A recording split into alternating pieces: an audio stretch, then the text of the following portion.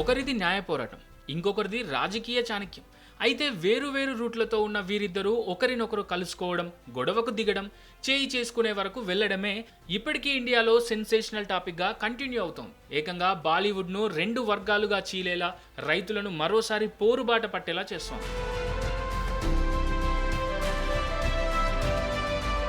ఇక అసలు విషయం ఏంటంటే, కొన్ని రోజుల ముందు పంజాబ్ రైతుల నిరసనపై కంగనా రనౌత్ సంచలన వ్యాఖ్యలు చేశారు. వారి పోరాటాన్ని కించపరిచేలా, వారి ఆత్మగౌరవం దెబ్బతినేలా ట్విట్టర్ వేదికగా ఓ ట్వీట్ చేశారు. రైతులు 100 రూపాయలు తీసుకొని నిరసనలో పాల్గొంటున్నారని తన ట్వీట్లో రాసుకొచ్చారు. అయితే ఇదే రైతు నిరసన ర్యాలీలో CISF lady police Kulwinder Kaur అమ్మ కూడా పాల్గొన్నారు. ఈ కారణంగానే ఎయిర్పోర్ట్లో కంగనను చూడగానే ఈ లేడీ కానిస్టేబుల్లో కోపం కట్టలు తెంచుకుంది. కంగనతో ఈ విషయంగానే వాదనకు దిగి చెంపదెబ్బ కొట్టింది. ఫలితంగా సస్పెన్షన్కు గురైంది. ఈ ఘటన దేశవ్యాప్తంగా సంచలనం సృష్టించింది.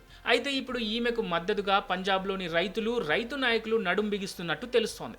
మరోవైపు బాలీవుడ్ కూడా కంగనకు మద్దతుగా ట్వీట్స్ పెడుతున్న పరిస్థితి. ఇలా ఈ ఒక్క ఇష్యూ ఏ రకంగా రూపాంతరం చెందుతుందో మున్ముందు చూడాలి.